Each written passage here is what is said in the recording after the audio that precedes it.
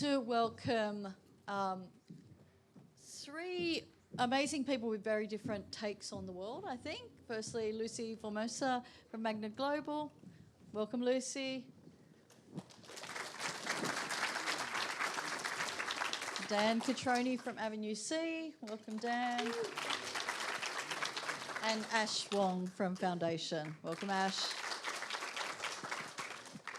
So hopefully you've all been wowed by the benefits and the fascinating insights today. I do trust a Gen Z panel to probably criticise most of the members in the room. So well done on that. Good challenging there. I've shared with you all, and Nat shared some insights earlier, the State of the Nation report, and I'd love to get, from your agency points of view, over the last 12 months, what's changed for you, if anything, in terms of digital audio and podcasting, and are you seeing any major differences than the results that we saw coming through? Ash, I might start with you. Sure. I think last year we did see some shifts in our client budgets. Obviously, some of our budgets decreased, but at the same time, our digital audio investment did increase. We've worked with quite a few of the partners in the space. Some of our clients like Diageo, Sanofi, HSBC, they do a lot more work in the contextual audience targeting, host reads, integration space, and then some of our other client, Mercedes-Benz, they do a lot of they do more of an audio extension to radio and more of the retail space. So where they've got a traditional radio running, they then add digital audio on top to increase that reach across that audience. Great, thanks, Ash. Lucy?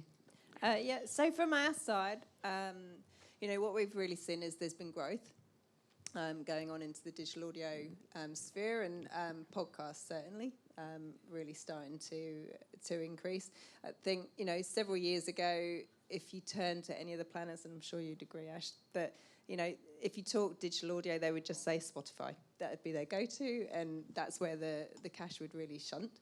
And I think over the last 12 months, 18 months, that supply has broadened. Obviously, Acast here and, the other players as well. So I think just having more supply and more opportunities, for us, it's just making people broaden out where they spend the cash as well for clients. And there's a lot of test and learn going on so that we can trial it, not just for streaming, but that podcast piece, particularly, given it's so personal and how you can really get into people's heads.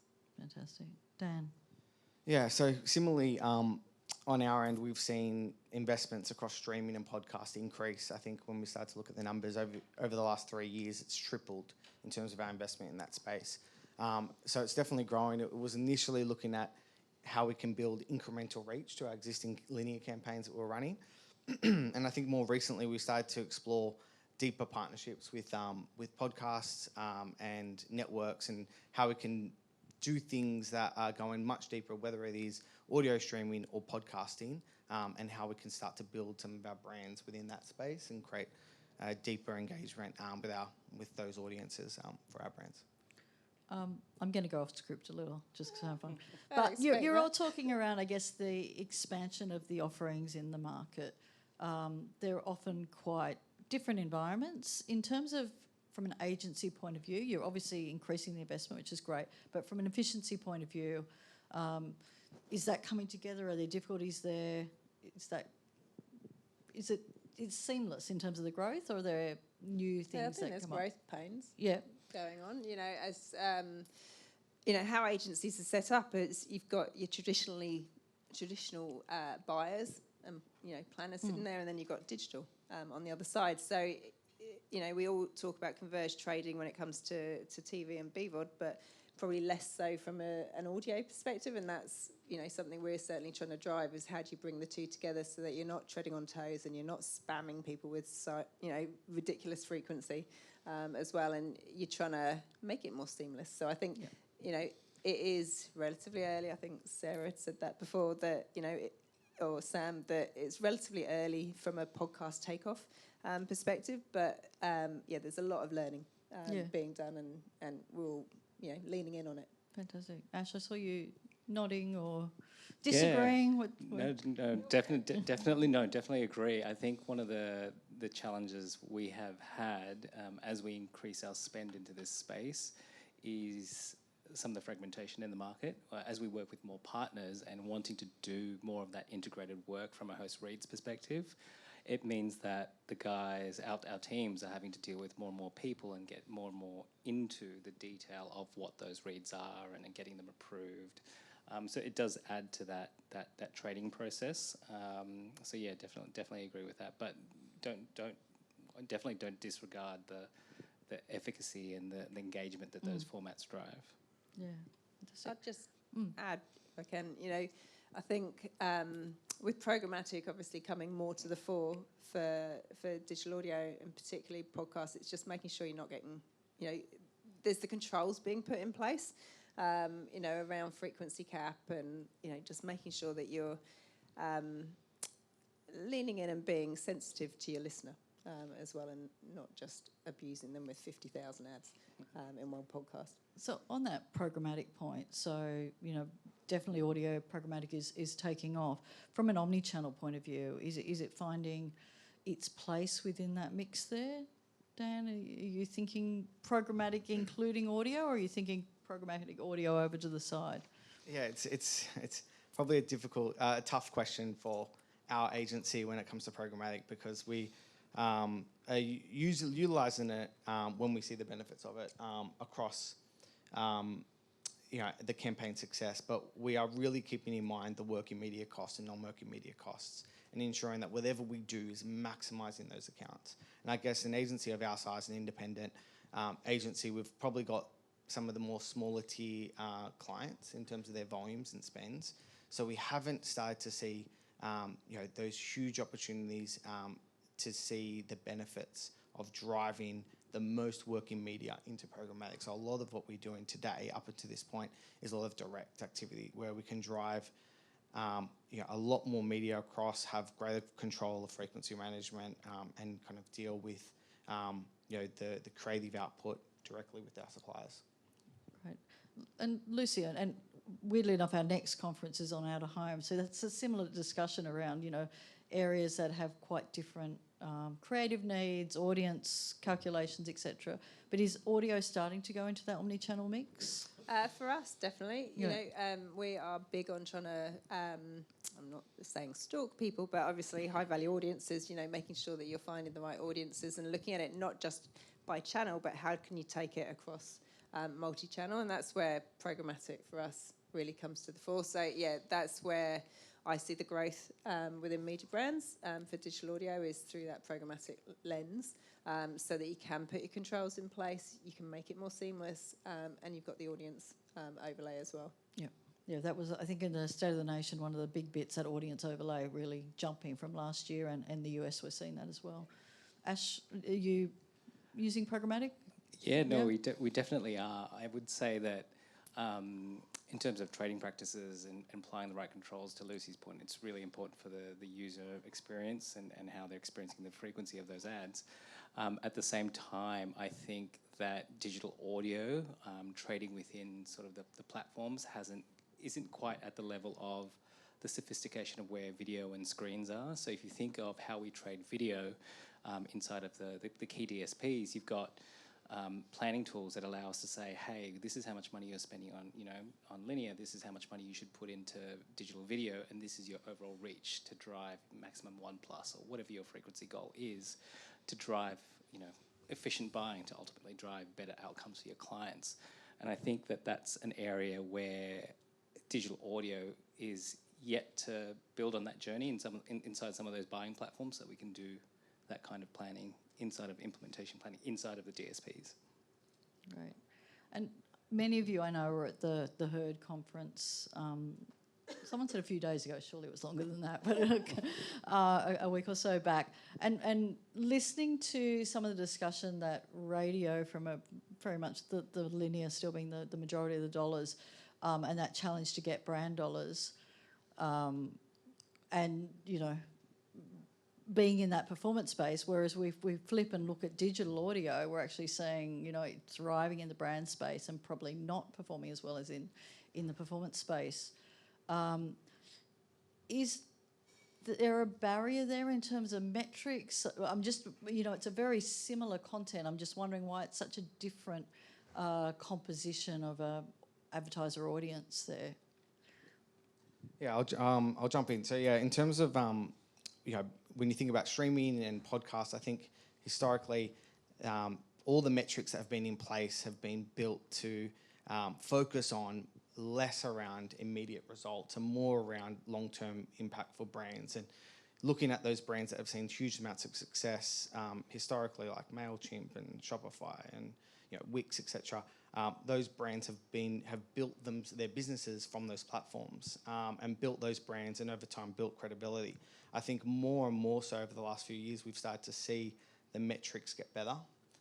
We can start to look at engagement rates. We can see a lot more detail around understanding those audiences and how they behave into website traffic, visitation, leads, and then consequently sales. And I think that's where we're starting to see a lot more lower funnel activity, a lot more consideration, a lot more acquisition, and I think those channels will eventually get there. The more that they become measurable, more agencies will measure it, and I think that's when that journey will start to move down and shift down the lower funnel. Yeah. I mean, you've got pod sites already, so you can do the attribution modelling, and I think that, agencies and clients probably need to lean into that heavily to prove it out, because I think podcasts have this perception, that people put their headphones on, like 50% or whatever would have headphones on when they're listening to a podcast, and so you're very much leaned in that content, whereas anything that's very traditionally does super well on for direct response, it's more leaned back and it's more low engagement. So I think you need the testing to prove it out, particularly in a tough market like we're in at the moment, where clients will tend to be a bit more retail sales focused and hitting their numbers, and probably a little bit less on the brand. So I think that's where we just need to do as much testing as we can, and and prove it. Yeah, it's interesting. It's interesting when the radio piece is so different that you wouldn't think that proves it. Yeah, I mean, because radio's got such a good reputation for being, your call to action channel. Yeah. Ash, any thoughts on why this is happening? Yeah, I completely agree with both of you, and I think I might zoom out a bit again. And I think that for us to really say, hey, this component of our campaign that was digital audio has driven this ROI. It's, I guess, you're either looking at a client level MMM, where we're looking at the performance of digital audio versus these other channels, and saying, hey, we know that if we put $1 in here, this is where it's best invested. But at the same time, we almost need to get digital audio to the level of investment within that plan so it's statistically reliable, so we can actually rely on those results. So in that sense, it's a little bit chicken and the egg. I think separately as well, I think, digital audio is a different part of the journey at this point in time. But if you look at Think TV and what they've done from market level MMMs and looking at, saying, advertising on a TV screen is 2.9 times better than advertising on a mobile screen. That's the kind of thing that cuts through with the market to say, hey, we know this is working. We should look to invest here. So I think making it easier for buyers to... So totally get the bit about the, the level of spend. Like, that's critical to get the statistical reliability on it. But if you are getting, I look at the producers and the podcasters, if you're getting clients who lean in and put all in on a particular brand, on a particular podcast, what can you do to back it up and prove it? And then get them coming back repeat or onto other podcasts as well, and then use those case studies and showcase them.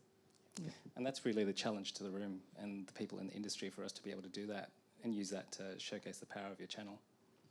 Yeah, I think it's interesting. We've started to look at and using some of the pod sites or Spotify Analytics and using some of the back end to start to measure audio streaming, and we've started to compare those reports, even though they're across different bases, against some other channels, and we're blown away so far with some of the results that we're seeing across podcasts and how well that it's driving results, especially driving sales results. We're seeing some outstanding results for some of our clients, and it's something that we're probably going to continue into that field, because you are talking to that engaged audience and you are able to deliver actions off the back of it. So you've got those proof points for clients, and I think there was a great quote there for anyone in podcasting. That we'll take that quote.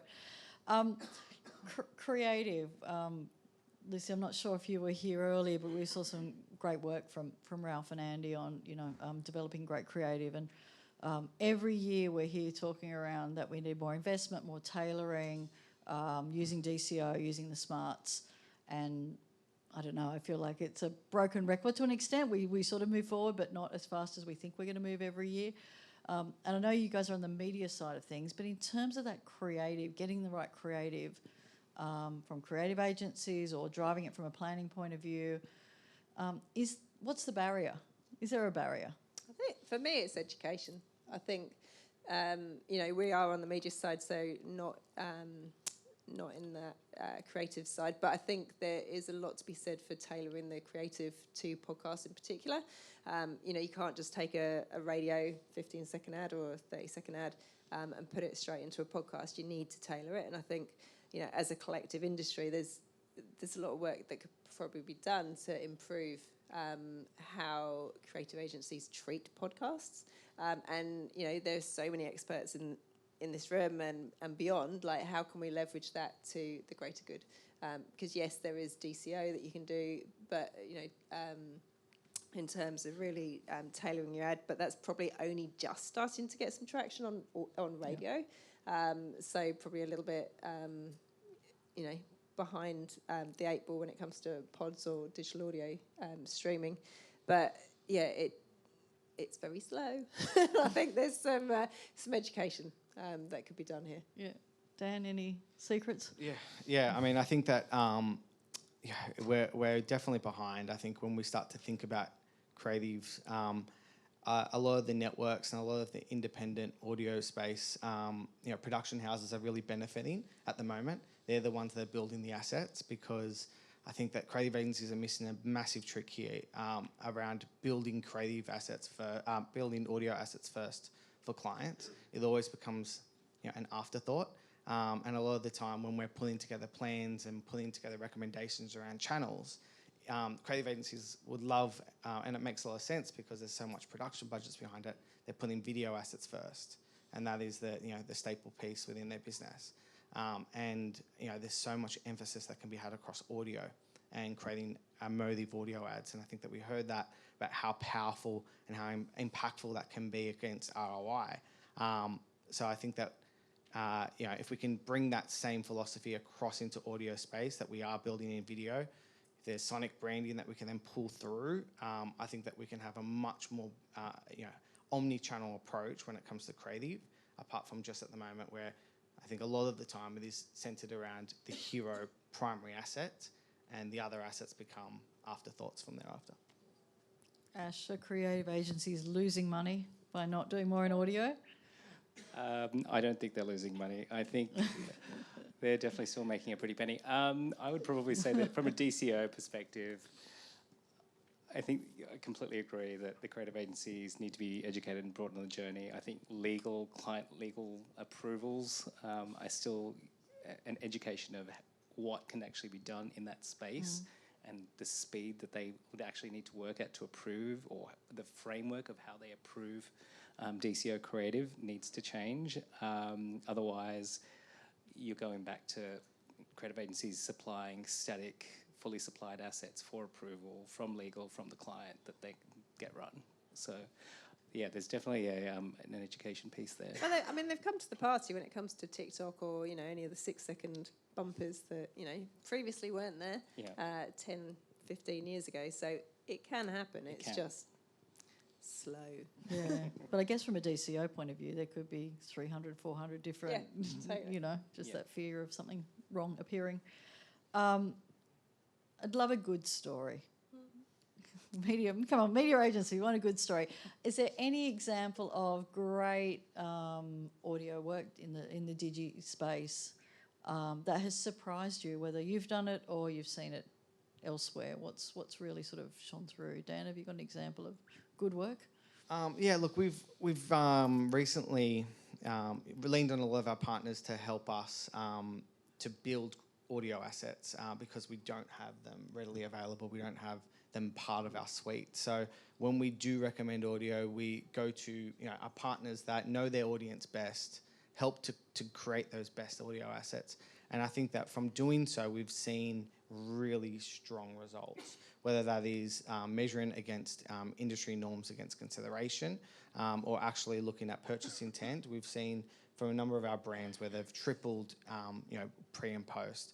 So we're really big believers on making sure that we create the assets that are bespoke for those moments, and where there's audience, or if that is around the style of playlists, or using the host-read assets to make sure that just resonates so much further. But that's absolutely, that's a no-brainer for us. Right. Lucy, any examples? Not so much from a digital audio specific, but from an audio perspective, just and Peter would be all over this in terms of the sonic branding piece, just for that attention and quick recognition. I think you look at Audi, with their bongs, whatever you want to call them, or tuis. Like, my kids can bloody sing. I feel like a tui's to me, and they're 10 and 12. It's that sort of thing for me that I don't think brands, not all brands, do a good enough job in the sonic branding piece. I think there's some amazing examples from clients who lean in on that. Toyota, Macca's, whoever it is, that just gets greater cut through that way. Yeah, fantastic. Ash? I'm probably not the best person to judge creative, but I do look at data. That's part of my role. And to Dan's point, I think some of the campaigns that we've seen that we've run for HSBC and some of the lifts in both brand consideration and product sort of associations have been off the charts, anywhere from 15 to 20 points. So that's been fantastic to see, and the strategy there was all around engaging with very specific kinds of content and host reads and podcasts, in addition to standard audio spots.